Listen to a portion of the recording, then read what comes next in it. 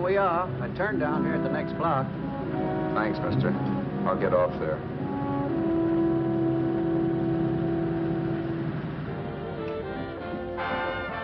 Want anything else? No. Hey, you. Me? Yeah, you. Where you heading? East. Too bad. I thought if you was heading north, I might be able to help you out. I'm pushing the Salt Lake, and I don't like to ride it alone at night. I'm one of those guys that got to talk or I fall asleep. Oh, sure, now my partner, he's got Lou to keep him company, but I ain't got nobody at all. Where you coming from? West. Yeah, sure, I know, but where, L.A.? Maybe. Got a cousin out in L.A. You don't say. Yeah, he's been out. You're not much of a talker, are you? My mother taught me never to speak to strangers. Oh, a wise guy. So what? Okay, don't get sore. Just trying to be sociable, that's all. Hey, Glamorous. You change for a dime, will you?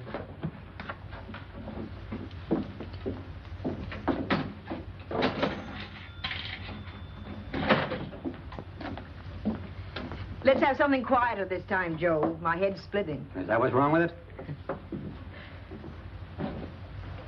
Done with your coffee? No. And don't rush me, will you?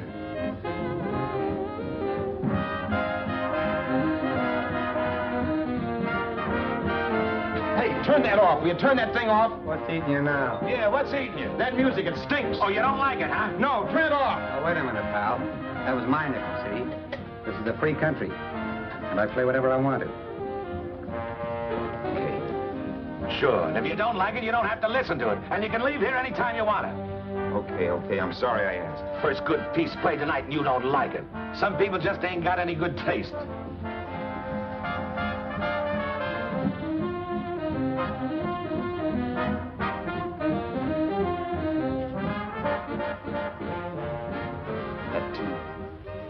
That tune.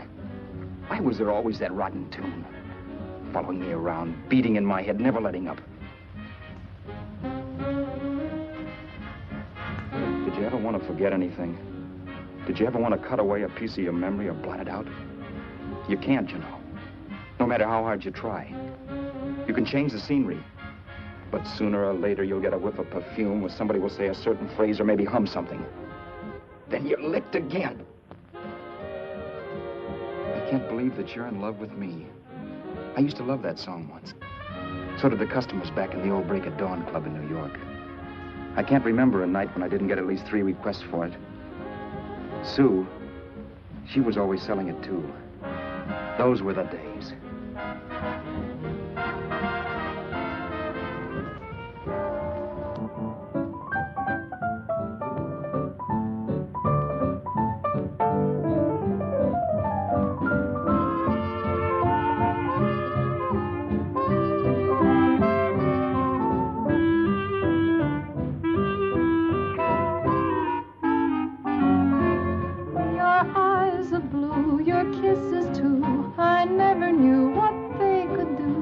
I can't believe that you're in love with me. You're telling everyone you know that I'm on your mind each place you go. They can't believe that you're in love with me. I have always placed you far above me. I just can't imagine that you love me. And after all is said and done, to think that I'm the lucky one, I can't believe that you're in love with me.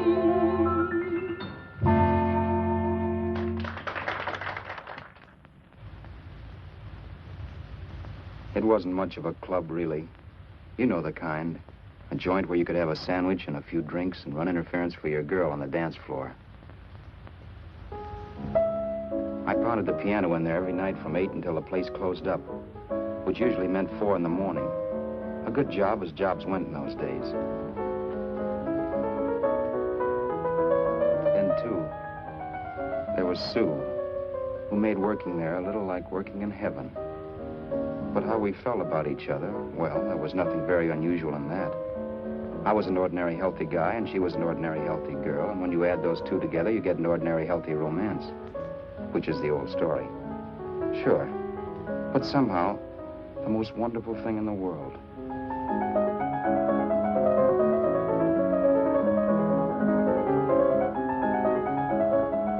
All in all, I was a pretty lucky guy.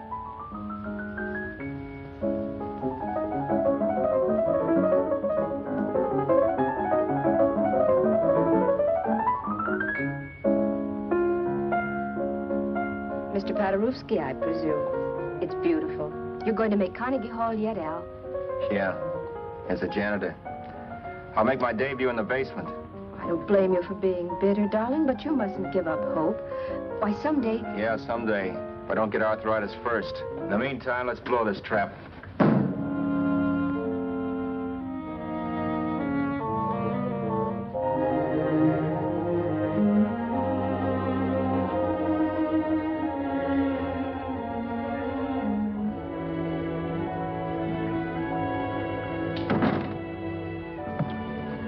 Like to get something to eat, hon? Oh, I don't think so, Al. I lose my appetite working in this flea bag. Let's go home. Okay. I can't stand much more of that dump.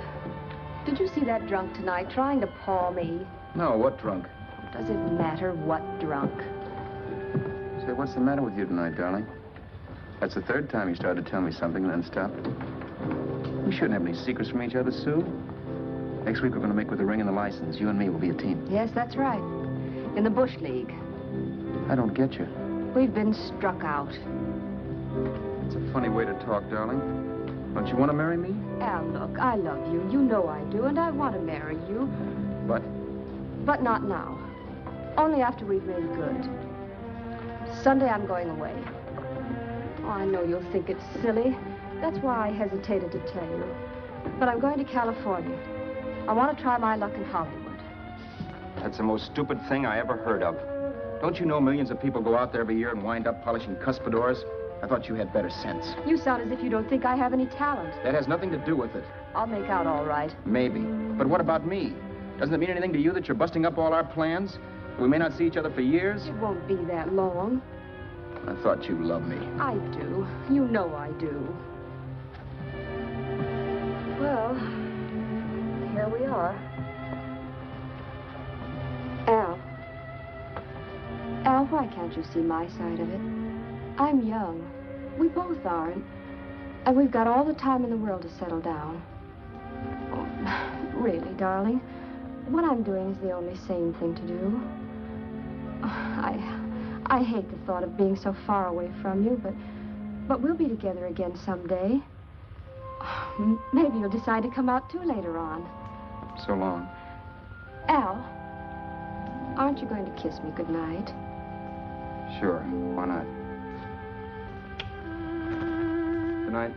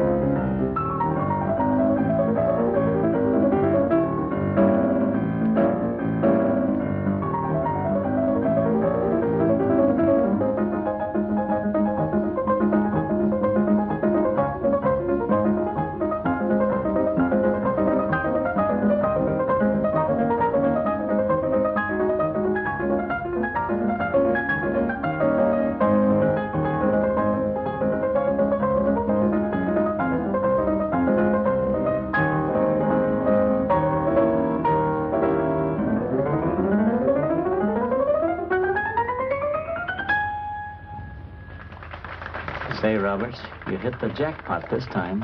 $10. Thanks.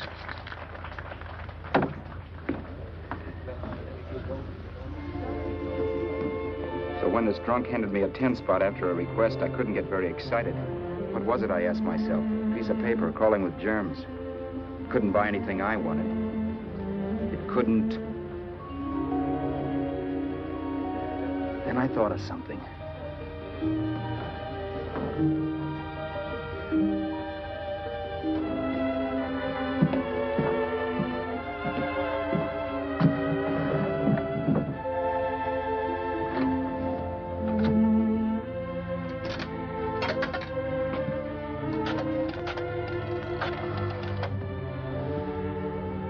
Long distance.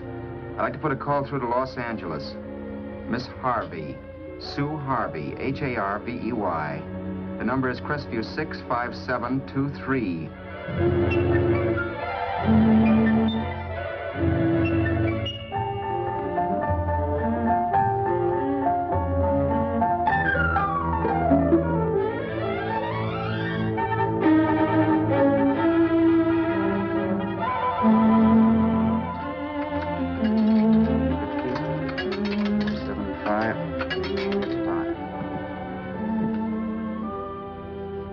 Hello, Sue? This is Al. Oh, baby, it's great to hear from you, too. What's that? You do? Oh, me too, darling. I thought I'd go batty without you. I just had to... Huh? You're working as a hashlinger? Gee, honey, that's tough. Those guys out in Hollywood don't know the real thing when it's right in front of them. You just stick it out, Sue, baby. Keep going around to those casting offices. I'm sure you'll click. Look, I'll tell you what. You stay put out there, I'll come to you. No, don't try to stop me. Just expect me. Train? Who knows? Train, plane, bus, magic carpet. I'll be there if I have to crawl. If I have to travel by pogo stick. And then, let's get married right away, huh? That's the stuff. That's what I've been wanting to hear you say. Well, goodbye for now. I'll be seeing you soon. Yeah. Bye. The only way I could cross country was to thumb rides. For even after hawking everything, I only had enough money to eat. Money. You know what that is. It's the stuff you never have enough of. Little green things with George Washington's picture that men slave for, commit crimes for, die for. It's the stuff that has caused more trouble in the world than anything else we ever invented. Simply because there's too little of it. At least I had too little of it. So it was me for the thumb.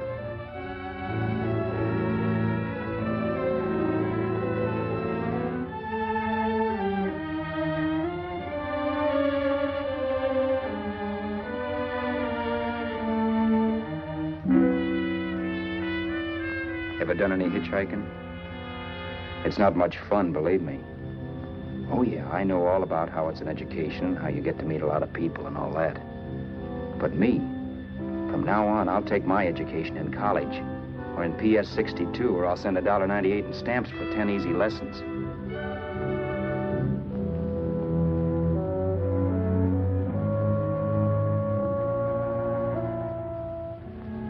Thumbing rides may save you bus fare, but it's dangerous. You never know what's in store for you. You hear the squeal of brakes. If only I had known what I was getting into that day in Arizona. Here, throw that in the back seat. Okay, let's go. Make sure that door's closed.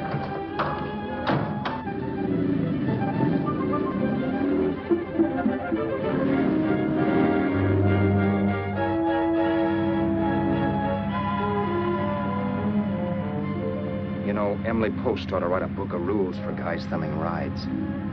Because as it is now, you never know what's right and what's wrong. We rode along for a little while, neither one of us saying anything. I was glad of that. I never know what to say to strange people driving cars. Then, too, you can never tell if a guy wants to talk. A lot of rides have been cut short because of a big mouth. So I kept my mouth shut until he started opening up. Hand me that little box in the compartment, will you, pal? Hold the wheel, will you?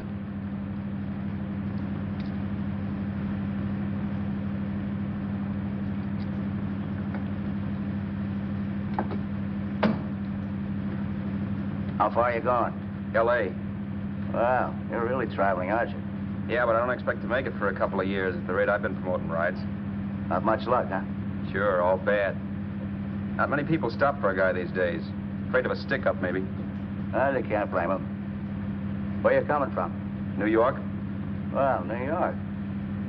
You're in luck this time. I'm going all the way. Right through to Los Angeles. You drive a car? Sure. Whenever you're tired, let me know. I'll holler. I guess at least an hour passed before I noticed those deep scratches in his right hand. They were wicked. 3 puffy red lines about 1/4 of an inch apart. He must have seen me looking at them because he said, Beauties, aren't they? They're gonna be scars someday. What an animal.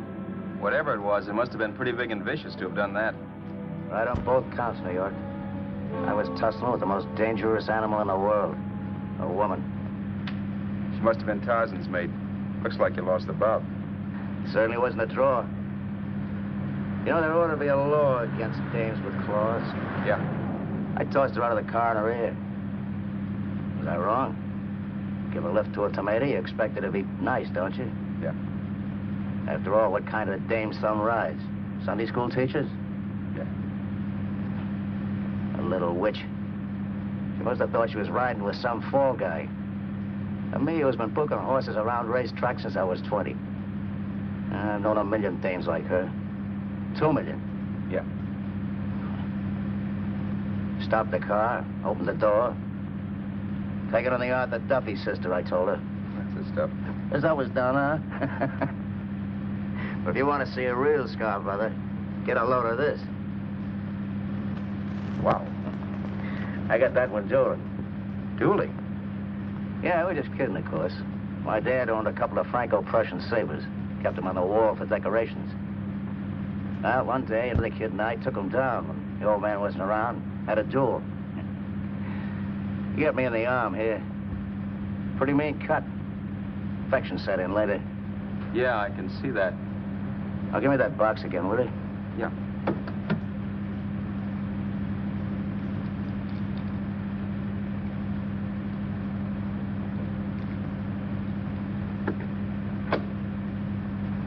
Pain made me lose my head, I guess. I began slashing. Before I knew it, I'd put the other kid's eye out. That was tough. Well, it was just an accident, of course. Do you know how kids are? I got scared, decided I was going to run away from home. Old man almost caught me when I was packing my duds. The bloody rag I had wrapped around my wrist hadn't caught his attention. You'd seen the bundle for sure. But I beat it when he was phoning for a doctor. That was 15, 16 years ago. I haven't been home since. Pull in there for a bite or something, huh?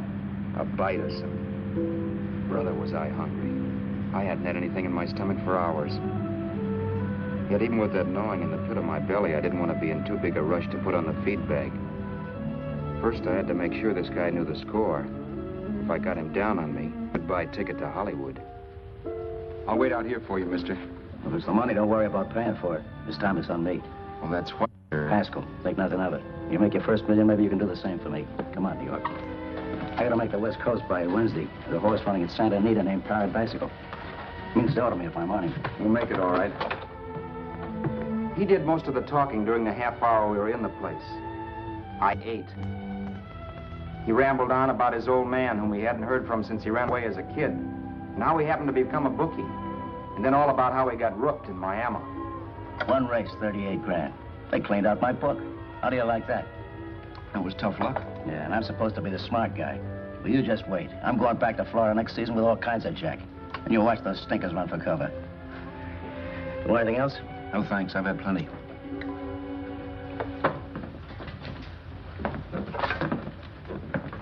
That check there, sister? Oh, just a minute. Your change, sir. Keep it, sister. Oh, thank you, sir. Call again. I'll be waiting outside for you when you finish work. Sharp check, huh?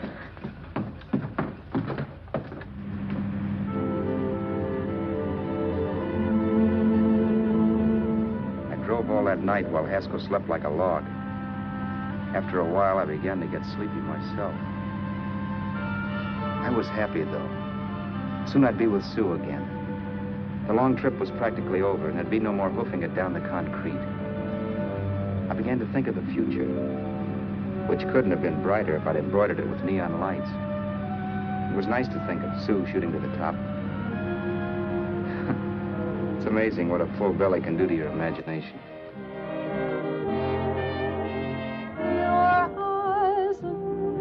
Your kisses too, I never knew what they could do. I can't believe that you're in love with me.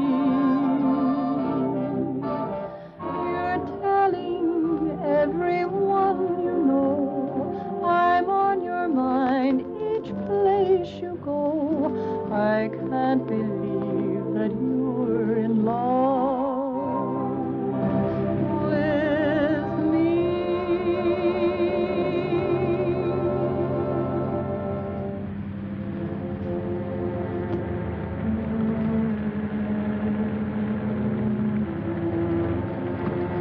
Mr. Haskell?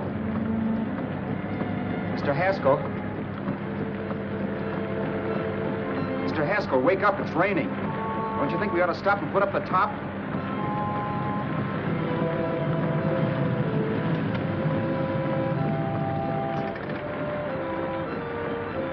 Mr. Haskell, I'm going to put up the top.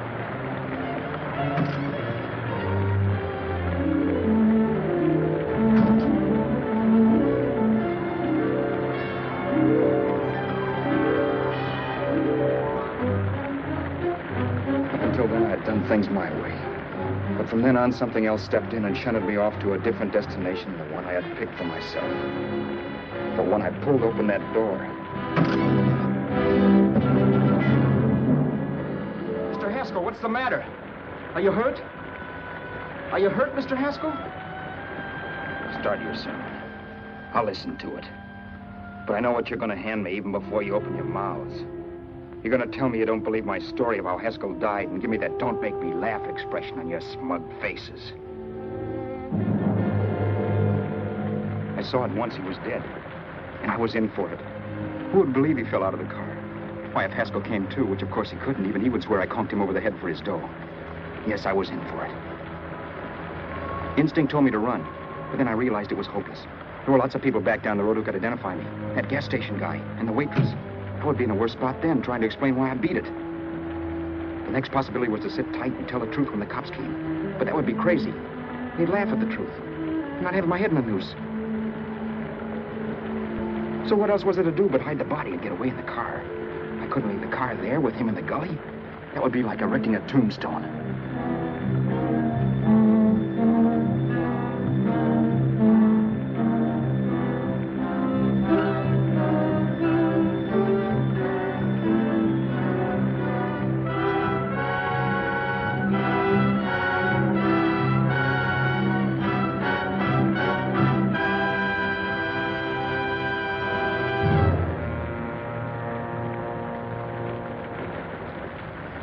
My idea was to cover him with brush, not to rob him. But then I remembered that even if I only drove the car for 100 miles or so, I would need money for gas. Besides, it was stupid of me to leave all that money on a dead man. Not only that, I'd have to take his driver's license in case I was stopped for something. I didn't like to think about it, but by that time I'd done just what the police would say I did, even if I didn't. My clothes. The owner of such an expensive car would never be wearing them.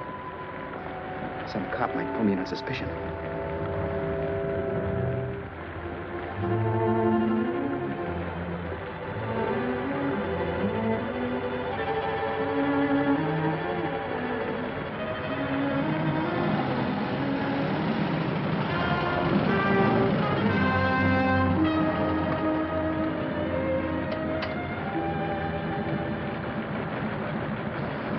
Hey, you, this your car? Don't you know better than to leave a car with the wheels halfway in the middle of the road? That's the way accidents happen. I'm sorry, officer. I was just putting up my top. I didn't think. Well, the next time, think. I'll let you go now, but watch your step in the future. I know that's a lonely stretch, but cars come by here once in a while, and we have plenty of crack-ups. Thanks, officer.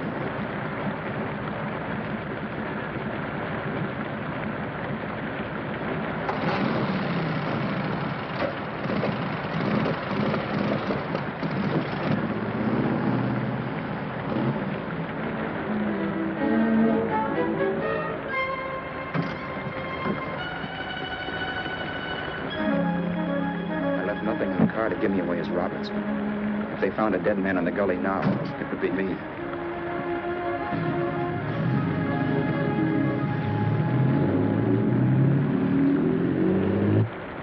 As I drove off, it was still raining, and the drops streaked down the windshield like tears.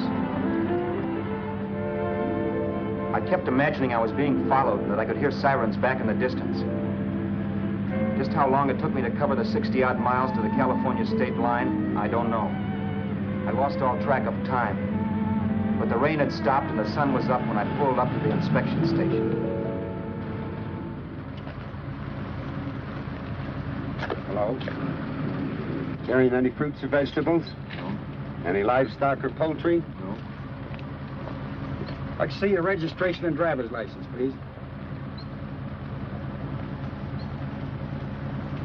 Anything in the baggage compartment? Just baggage. Charles Haskell, Jr., age 30, brown eyes, dark hair. Identifying marks, none. Are you Charles Haskell, Jr.? Yes. Well, remember, if you're employed and you stay over 30 days, you take out California plates. All right, officer, but I'll only be in the state a short while. Right, you can go now.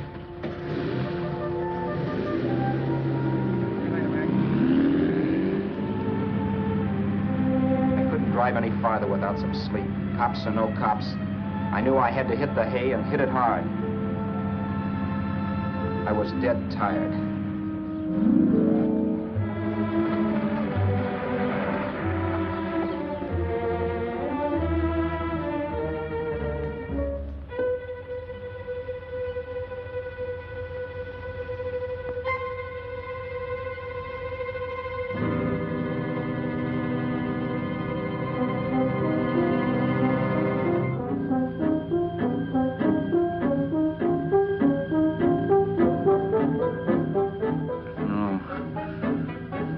Mr. Haskell.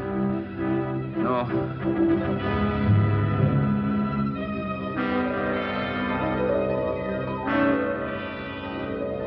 Mr. Haskell, you can't die. I think I did it. No, Mr. Haskell. No.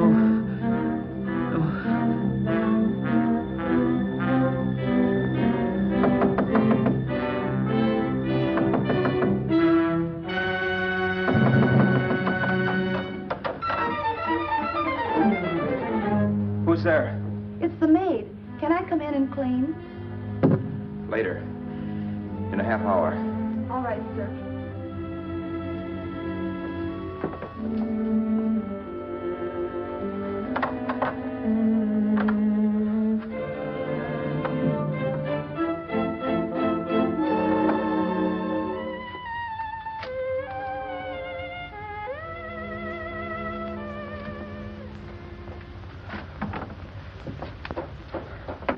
There was no time to lose.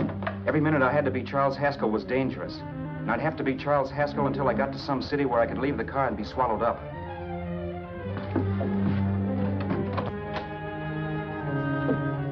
That meant driving the car as far as San Bernardino, maybe even to Los Angeles. In a little town, I might be noticed, but in a city, I should be safe enough. Then, after I ditched the car, I could go on to Sue. But those 5 minutes at the state line made me realize it might be a good idea to find out a little bit about Mr. Haskell. Then if anybody asked me questions, I could give the right answers. The first thing I found out was that I had $768. This was a lot of jack, but believe me, it was the kind of money I'd rather not have.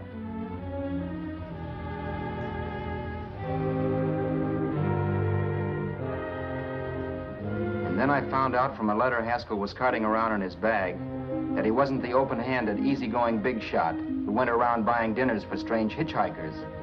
Before I got done reading it, I saw him more as a chiseler. It was written to his old man in California, the one he hadn't seen in so many years. In it, Haskell posed as a salesman of hymnals, of all things. It was easy to see where Haskell expected to raise a new stake for his book in Miami by rooking his old man. That was about all I found out from his effects, and it was enough. I told myself, maybe old man Haskell was lucky his son kicked off. He would never know it, but it saved him from taking a flyer in Sacred Literature Preferred.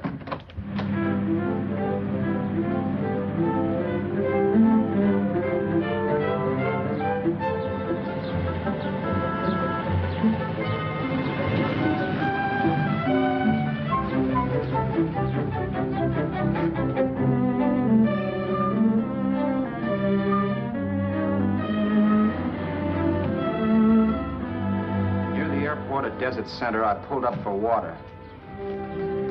There was a woman. Hey, you! Come on if you want to ride.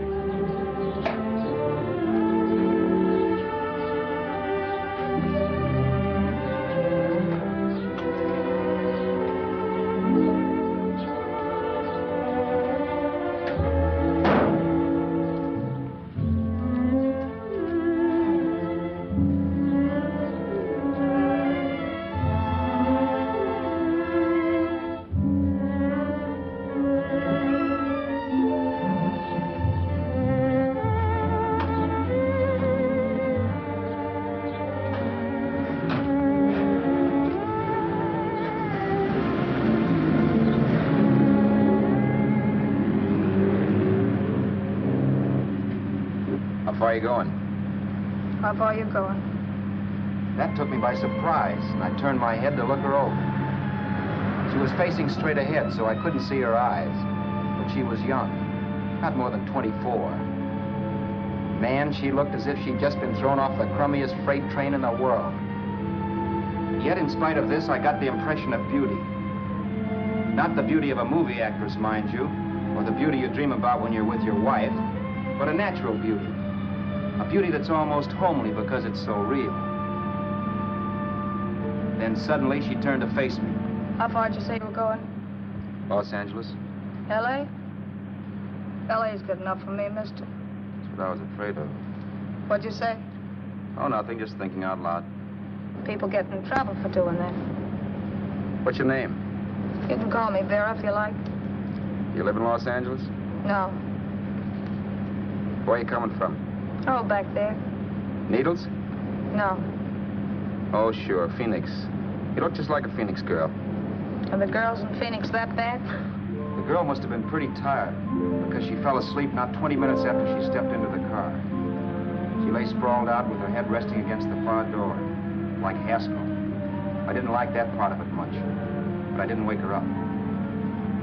It wasn't that this girl still worried me. I'd gotten over that funny feeling I had when she looked at me, which I put down as just my jangled nerves. With her eyes closed and the tenseness gone out of her, she seemed harmless enough. And instead of disliking her, I began to feel sorry for her. The poor kid probably had had a rough time of it. Who was she anyway? And why was she going to Los Angeles? And where'd she come from in the first place? The only thing I knew about her was her name. Not that it made any difference. A few hours more and we'd be in Hollywood. I'd forget where I parked the car and look up Sue. This nightmare of being a dead man would be over. Who this dame was, well, it was no business of mine. Where did you leave his body? Where did you leave the owner of this car? You're not fooling anyone. This buggy belongs to a guy named Haskell. That's not you, mister. You're out of your mind. That's my name, Charles Haskell. I can prove it. It's my driver's Save license. yourself the trouble, mister. Having Haskell's wallet only makes it worse. It just so happens I rode with Charlie Haskell, all the way from Louisiana. He picked me up outside of Shreveport. You rode? You heard me. Then it all came back to me. All the talk about dueling and scars and scratches. There was no doubt about it.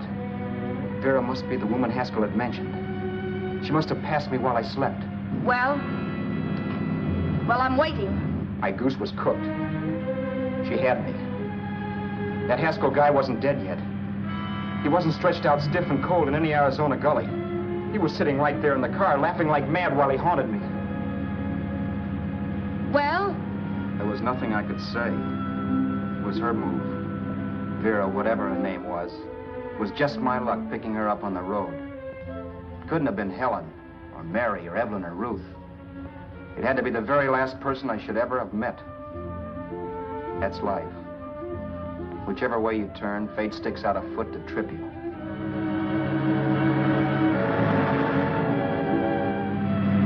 I told her everything, but she didn't believe my story. I should have saved my breath. That's the greatest cock and bull story I ever heard. So he fell out of his car. Say, who do you think you're talking to, a hick? Listen, mister, I've been around, and I know a wrong guy when I see one. What'd you do, kiss him with a wrench? Now, wait a minute. What I told you was true. You see, that's why I had to do it. You think I killed him. Well, the cops would have thought so, too. Yeah, well, maybe they still think so. What makes you so sure I'll shut up about this? Sure, I'm innocent. Give me a break, will you? It won't do me any good having you pinched. The cops are no friends of mine. Now, if there was a reward, but there isn't. Thanks. Don't thank me yet. I'm not through with you by a long shot. Let's see that roll.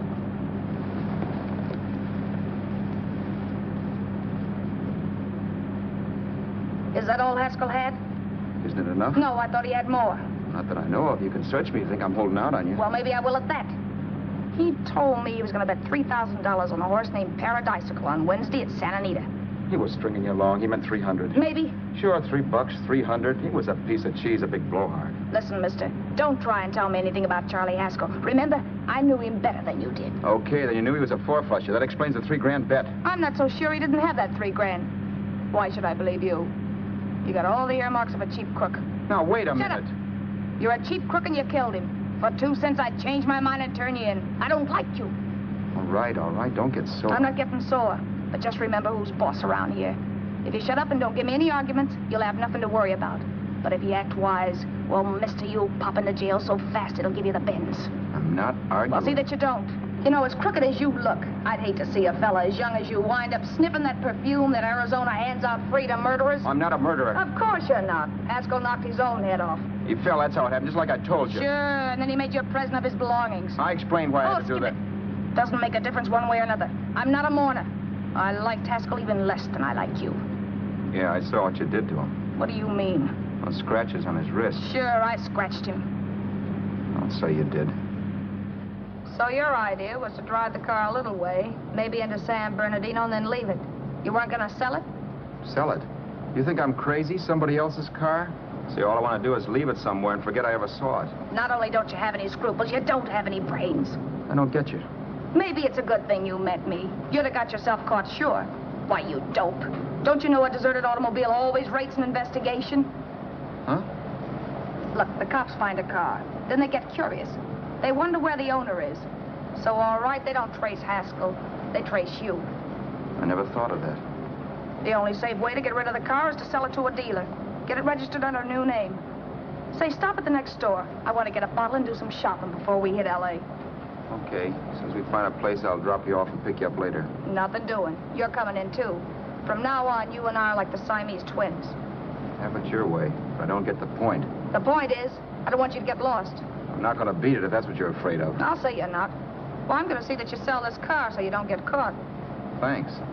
Of course, your interest wouldn't be financial, would it? You would want a small percentage of the profits. Well, now that you insist, how can I refuse? 100% will do.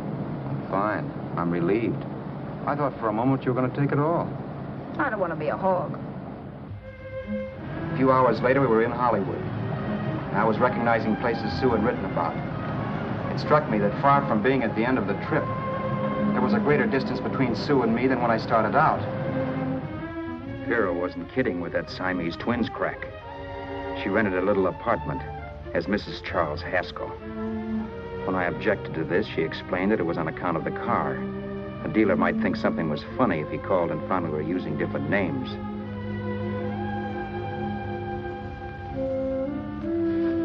Home, sweet home. Yeah. Not bad, either.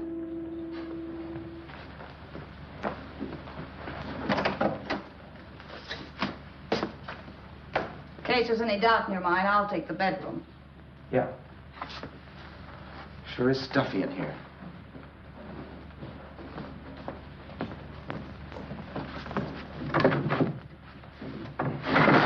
Keep the window shut.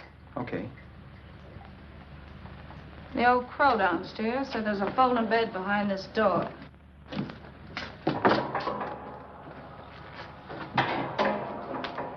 You know how to work it?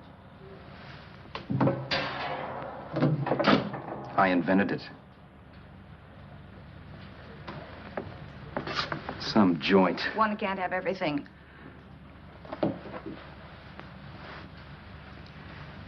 I'm first in the bathtub. I don't know why, but I figured you would be.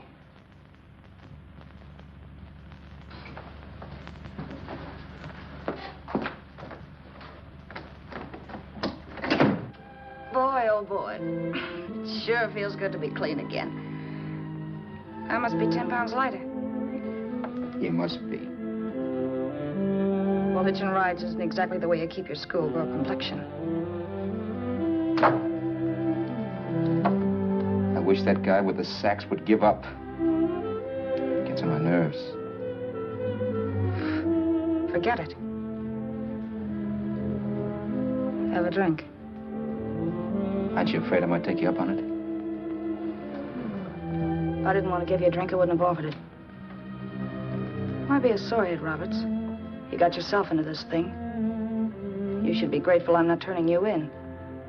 Why, if I wasn't regular, you'd be in the pen this minute, being photographed, fingerprinted, and being pushed around by the cops. So cheer up. Get rid of that long puss. Or is your conscience bothering you?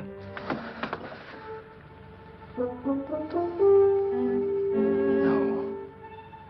It isn't. Swell. That's the spirit. He's dead and no moaning around will bring him back. Anyway, I never could understand this worrying about something that's over and done with. Now, look, Vera, for the last time, I didn't kill him. Haskell was a sick man. Maybe he was dead before he fell out of the car. I don't know. Sure. He died of old age. All right. So if it'll make you sociable, you didn't kill him.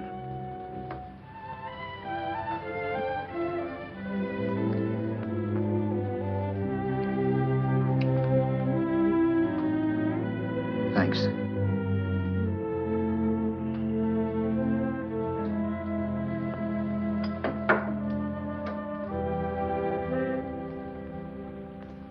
We're out of liquor, Roberts. Yeah. Too bad. I felt like getting tight tonight. Well, I think you succeeded. Am I tight? As a prima donna's corset. That's good. I wanted to get tight. Why? What have you got to get tight about? Oh, I don't know. Few things. Huh.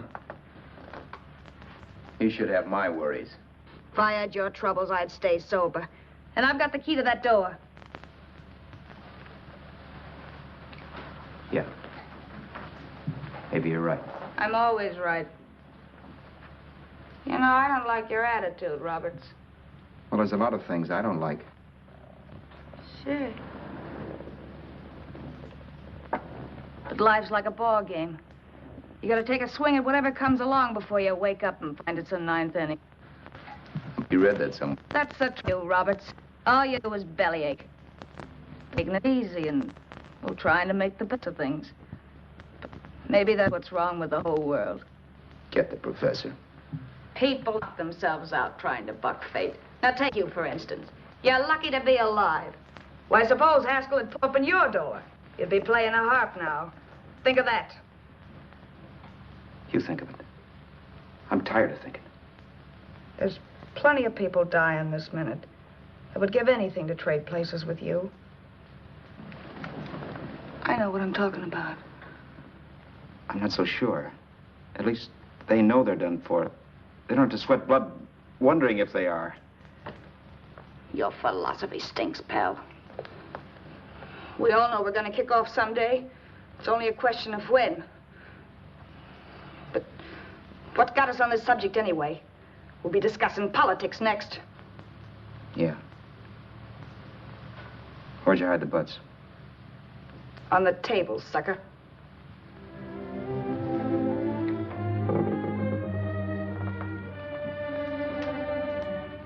We bored each other with conversation for a couple of hours longer.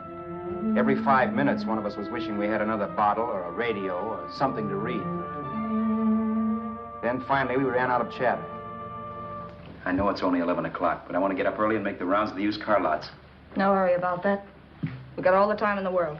Maybe you have, but if you think I want to stay cooped up in this place any longer than I have to, you're batty. It's not a bad place. Paid plenty for diggings like this in New York. I wouldn't like it if it was the Ritz.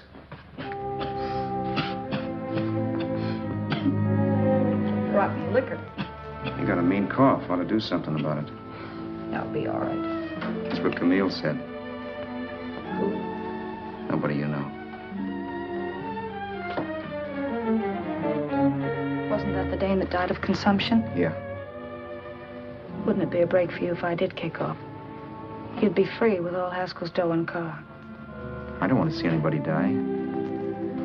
Not even me. Especially not you.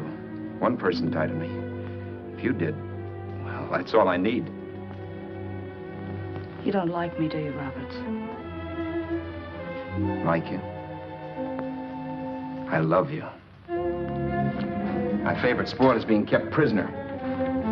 After we sell the car, you can go to blazes for all I care. But not until then.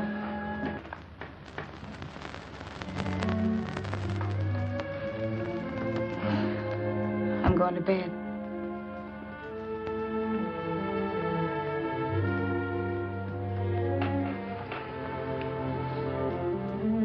Good night, Roberts. Don't try and sneak away during the night. All the doors are locked. Anyway, if I find you gone in the morning, I'll notify the police. They'll pick you up. Don't worry, I know when I'm in a spot. Well, good night. I hope that portable rack isn't too uncomfortable for you. Don't lose any sleep over it, will you, Vera?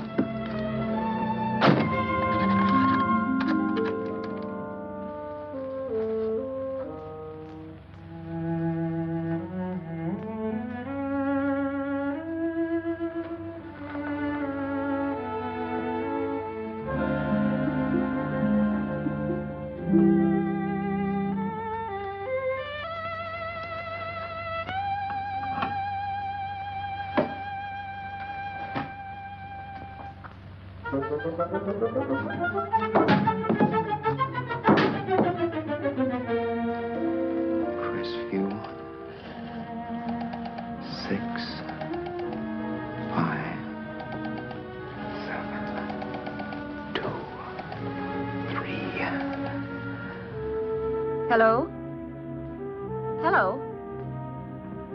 Hello? Hello?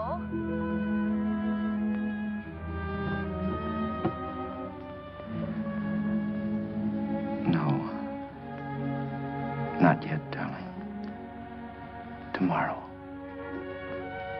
Maybe. If this were fiction, I would fall in love with Vera, marry her, and make a respectable woman of her. Or else she'd make some supreme Class A sacrifice for me and die. Sue and I would bawl a little over her grave and make some crack about there's good in all of us. But Vera, unfortunately, was just as rotten in the morning as she'd been the night before. All right, I'm coming. Look, Vera, it's almost noon. So what? The dealers will be there all day? They'll be there all year, too, but it doesn't wait that long. Shut up. You make it like a husband. Well, do I rate a whistle? You sure do, but let's go. Let's go, let's go. I spent $85 in 2 hours preparing bait, and all you can say is let's go.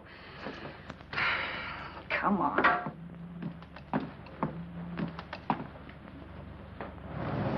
We've had a few used car lots last night down this way. What do you think we can get for this heap? I don't know. Plenty. Just let me handle everything. Think we can get $2,000? I don't know, but don't worry. I'll squeeze as much out of this guy as I can. If I let it go cheap without a fight, he might think we've stolen the car. And listen, don't make any slips and call me Roberts. That'll cook us. I don't need you to tell me that. You better just sit by and keep your mouth closed. Remember, we're both in the soup if anything happens. Forget it and drive. You're my wife, Vera Haskell. Look, after the deal's closed, let's go back to that place on Hollywood Boulevard where I saw the fur jacket. I want to buy it. After the deal's closed, I'm saying goodbye to you. That's right, I forgot. I guess I'm getting kind of used to you. Well, that's a habit you could start breaking. Let's try this place in the middle of the block.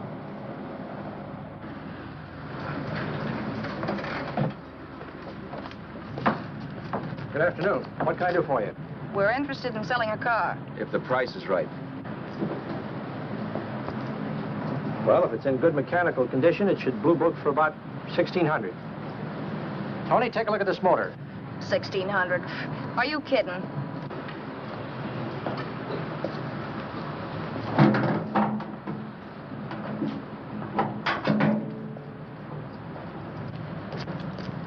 Well, maybe 1850. Before I let it go for 1850, I'll wreck it and collect the insurance first.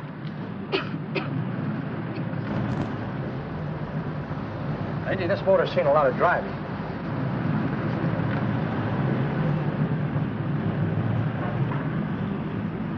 While the mechanic inspected the car, we haggled. At last, when we were all worn out, we hit a compromise. His price. Okay, it's a deal. All right, come in. We'll sign the papers. I have the ownership papers right here with me.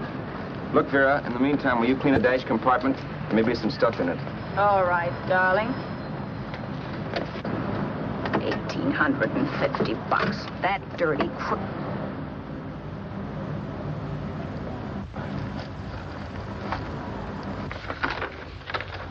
New York, huh? Yeah. But you bought the car in Miami. Yeah.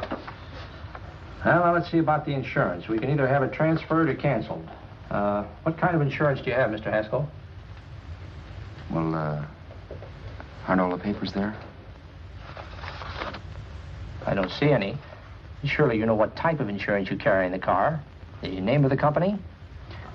Yeah, but, Well, if you'll just tell me the name of the company, I'd be very glad to take care of all the details. well, Did you sign the papers yet? not yet. Well, don't. We're not selling the car. Well, wait a minute, Mrs. Haskell. Come on, darling. What's the matter? Change your mind? Yes, I'm sorry. I guess I have. But, Vera... Let's go.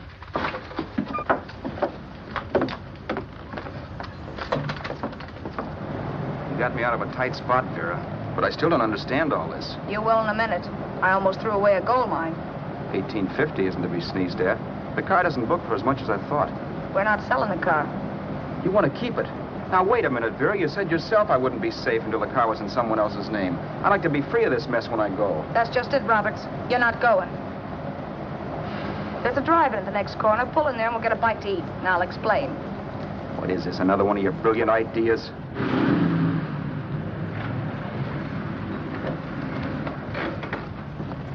Oh, I take your order? Make mine a ham sandwich and coffee. And for you, sir? Oh, I don't care. The same. Thank you.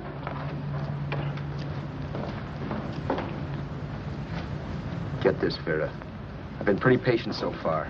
I've done everything you asked me to do, but no more. Shut up. You've taken Haskell's money. You can have the dough we get from selling the car, but you're not going to keep me a prisoner. It's a good thing I bought the paper. Take a look at that. Vera, I'm in no mood. Read that.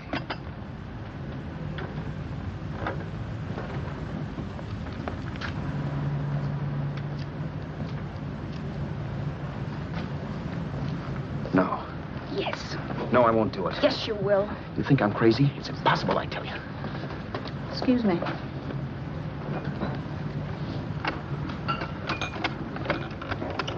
Blow the horn when you're through. No one could possibly get away with an act like that. It'd be wise to me in a minute. Don't be yellow. You look enough like him. The same coloring and the same build. See how his clothes fit you? No kidding, you almost had me fooled for a while. Oh, grow up, Vera. Don't you think a father knows his own son? And there must be other relatives. The father won't have to know you. We'll wait till he gives up the ghost. He's an old geezer and he won't pull through.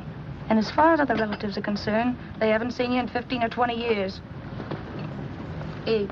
I'm not hungry. And I won't do it. It's not as tough as it sounds.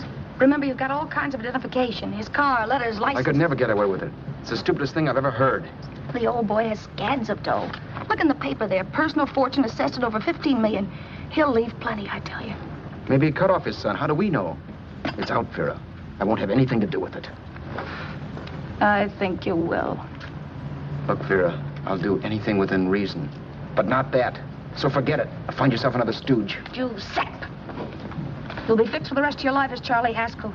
You can take your inheritance and go away.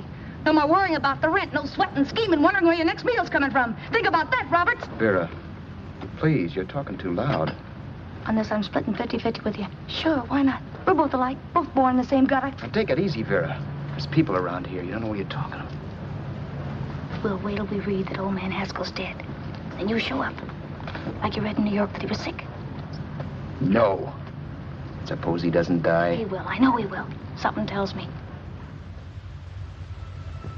But as much as I insisted I would have no part of her scheme, Vera was taking it for granted I would. Neither of us had our mind on the cards as we played that night. I knew we were just trying to kill time between newspaper editions. This was a death watch for Vera. Maybe it was for me, too. Don't you realize if I'm caught, they'll want to know where I got the car and stuff, and they'll have me on a murder charge. If you're smart, you won't get caught. I knock for 7. And if I'm caught, don't you realize you'll be out, too?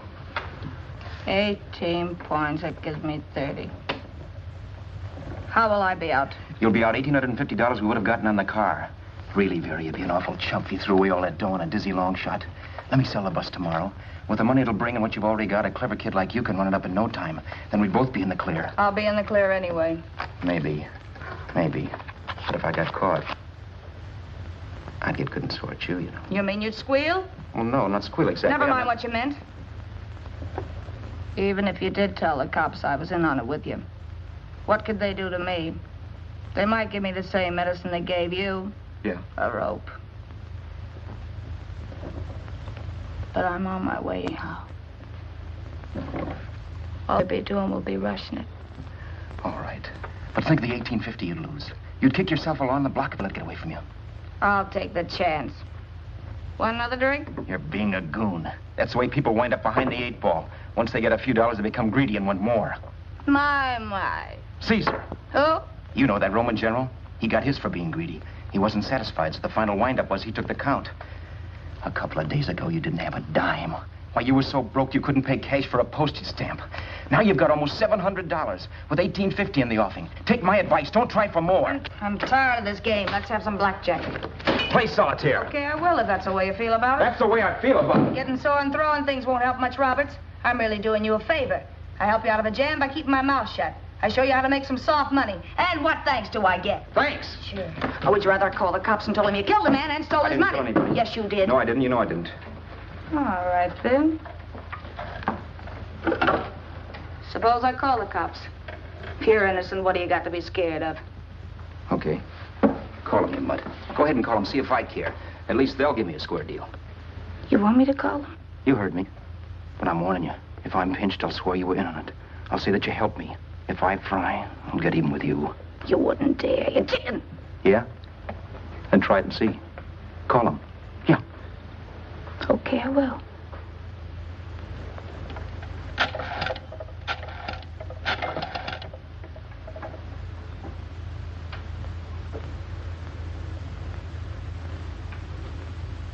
Information? I want the number of the Hollywood police station. Okay, I got it. Thanks. Wait a minute, Vera. You wouldn't do that. Well, wouldn't do that, and I'll show you if I would. Take it easy now. Let's talk this over. This was early in the evening, and the conversation, while hectic, was at least pitched low. But as the minutes passed, and more obstacles to her plan popped into my head, the air got blue. Each word coming from our lips cracked like a whip. I reminded her that as Charles Haskell, I didn't even know my mother's name, where I'd gone to school, the name of my best friend, whether I had an Aunt Emma or not, my religion, and if I'd ever owned a dog. I didn't even know what my middle initial stood for. I also pointed out that the real Haskell had a scar on his forearm. His people never saw that scar. He told me he ran away right after putting out the kid's eye. Yeah, but his father knew he was cut. It'd have to be some kind of a mark. So what? The old man's dead, or will be. I hope by tomorrow morning's papers. Anyway, you could cut yourself a little, couldn't you? Boy, for that kind of dough, I'd let you cut my leg off. You're drunk and you're crazy mad, Vera. Turn me in if you want to, but I won't get mixed up in this. Besides, how do we know Haskell was such a phony? Maybe it wasn't the man's son at all. Maybe he just dreamed it up. Well, dream it or not, you won't be dreaming when the law taps you on the shoulder. There's a cute little gas chamber waiting for you, Roberts. And I hear extradition to Arizona's a cinch. Where's that phone? Vera! Leave me alone. Vera! Here. I want a phone. Call police. I hate you yellow stinker. You leave me alone. I'll let you alone when you promise to leave the phone where it is. You're drunk. You don't know what you're doing. You're hurting me. Will you promise? All right.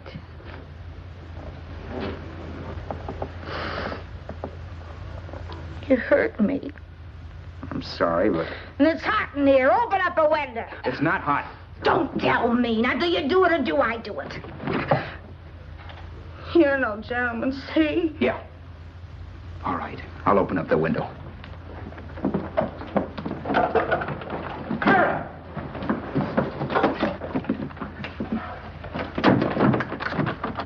the door. Please open the door. Vera, open the door. Don't use the phone. Listen to me. I don't like you, Roberts. You're no gentleman, see? You hurt my hand, and I'm going to get even with you. If you don't open the door, I'm going to kick it down, Vera. Vera, don't call the cops. Listen to me. I'll do anything you say. Vera, let me in. I'll break the phone.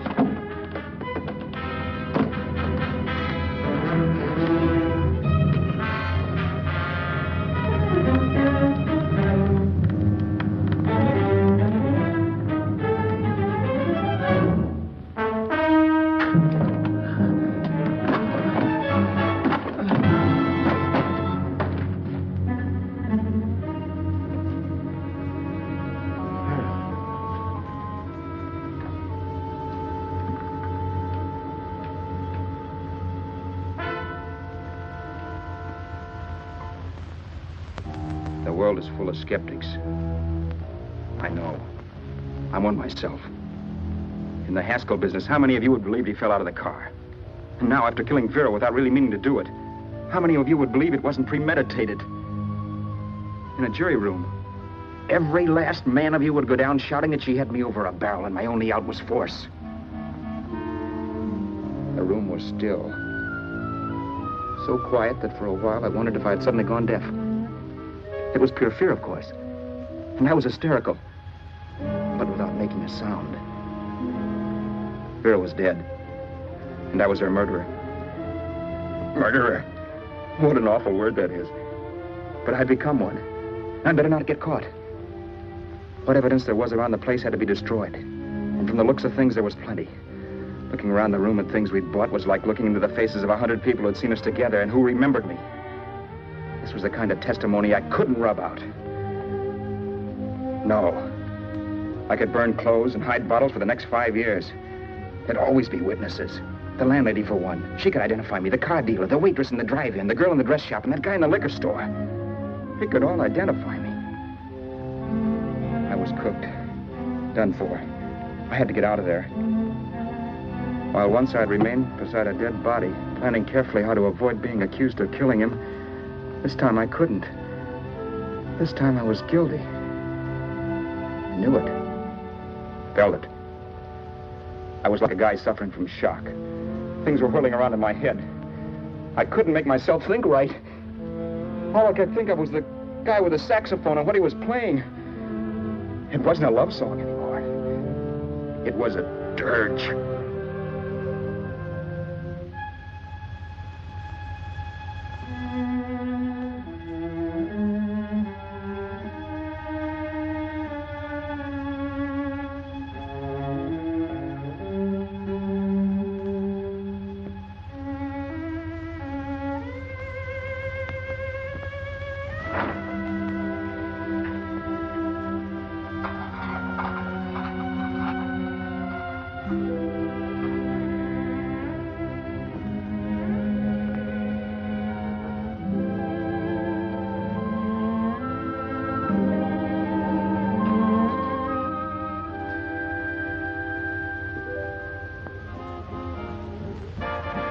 My problems weren't solved. I had to stay away from New York for all time because Al Roberts was listed as dead and had to stay dead. And I could never go back to Hollywood. Someone might recognize me as Haskell. Then, too, there was Sue. I could never go to her with a thing like this hanging over my head. All I could do was pray she'd be happy.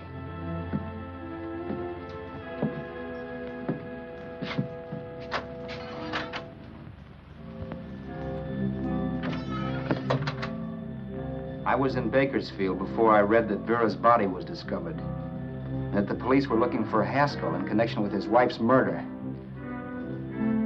Isn't that a laugh? Haskell got me into this mess, and Haskell was getting me out of it. The police were searching for a dead man. I keep trying to forget what happened, and wonder what my life might have been if that car of Haskell's hadn't stopped. But one thing I don't have to wonder about. I know. Someday a car will stop to pick me up that I never thumbed.